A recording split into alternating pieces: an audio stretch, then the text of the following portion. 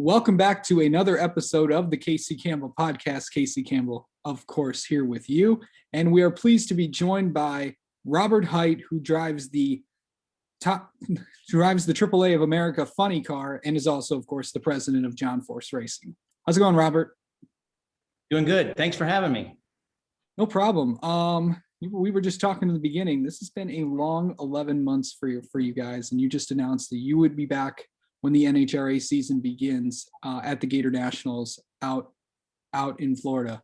How exciting is that for you and the company to be back after such a long pause? You have no idea how this last 11 months has been. You know, you get used to the fast-paced life of NHRA drag racing and traveling. And, you know, I had never before this period of time had I ever spent more than, a few weeks, in my house in consecutive days. And now, there's no traveling to races. There's no traveling for sponsor appearances. And you're stuck at home. And it was, to me, it's Groundhog Day. And I am so glad Groundhog Day is just about over and we get back to racing, getting back in this race car. I'd never spent, since I've been driving, the most that I'd ever been out of a funny car was, like the 3-month off season. And I know that when you get back in a car after 3 months, this car is pretty fast and it takes a while to adjust and get up to speed, to where you're with the car.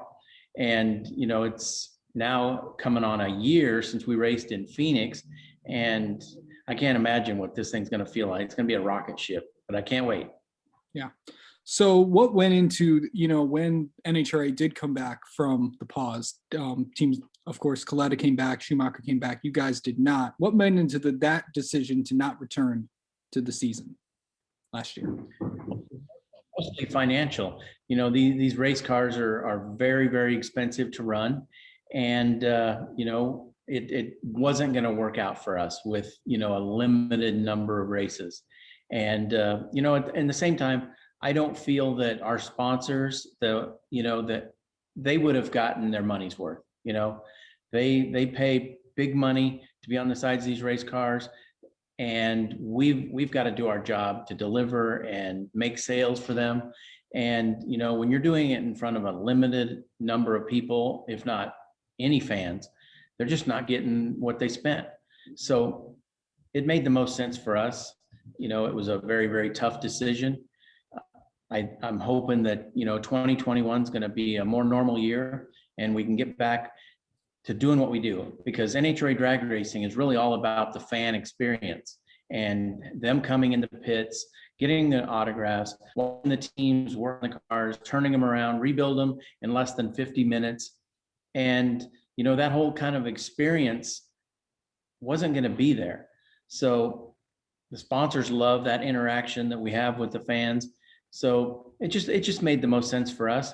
And, we still have all the majors, all of our big players, and we're ready to get back at it. Of course, AAA, your longtime sponsors back. Peak Auto will be back with John Force, and Monster Energy back with Brittany Force in Top Fuel. But kind of going back to, when you, with employees, a lot of the essential employees like John, yourself, a lot of the marketing team, all the crew chiefs, they stayed on. How important was that to keep an essential staff during the COVID break to make sure that the day-to-day operations of the race shop happened? Well, in this sport, you'd never want to start over. Okay. It's really all about the people that you surround yourself with.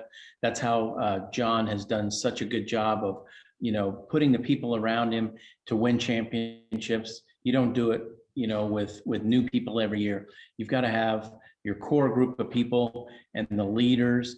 And that's the way it works. You've got to have the people. I can't even imagine, had everybody left, us starting over, the chances we would have had of having any kind of success would be slim and none. So we have all of our leads, and I feel that we're not going to miss a beat.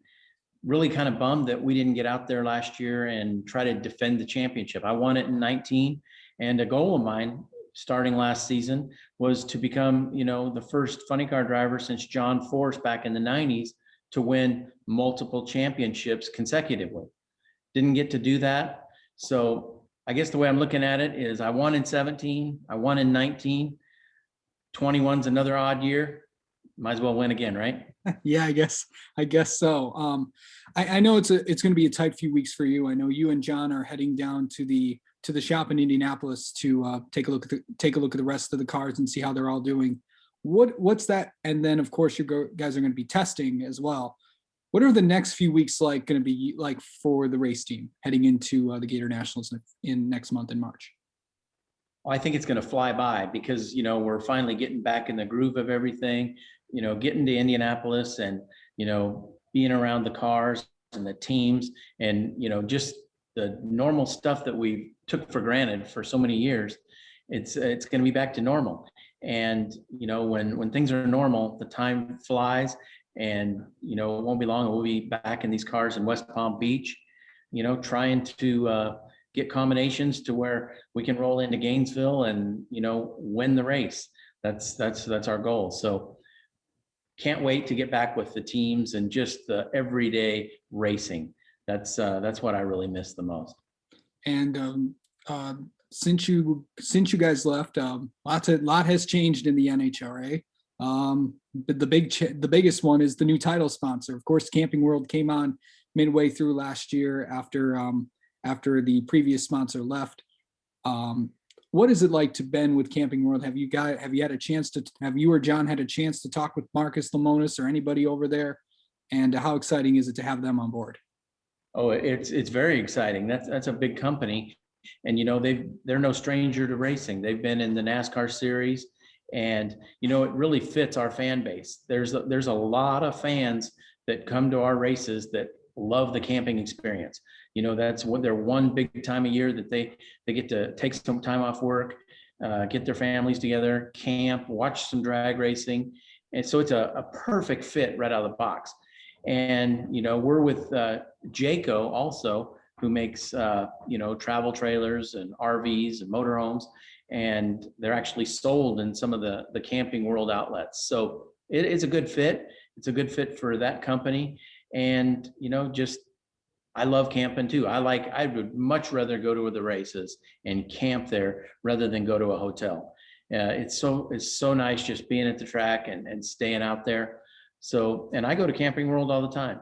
One thing is, I think John Force probably is one of the only drivers that, has an opportunity if he wins a championship with Camping World, that he's won a championship with every major sponsor, in NHRA's history. That's incredible. If that were to happen, that would be very, very incredible to see a champion like John Force to do what he does best, win championships. But anyway, of course, you have won championships yourself. Your championship winning crew chief is back with you, Jimmy Brock. What has the relationship been like since he has came back to John Force Racing several years ago? What's that been like that you and Jimmy just get along so great together? It's a great relationship. I was seriously bummed when he left. We were best friends, and he started with me in my career as a driver, and most of my wins have been with Jimmy. But just to hang around the guy and see how he operates and see his thinking and think process to make these cars go so fast.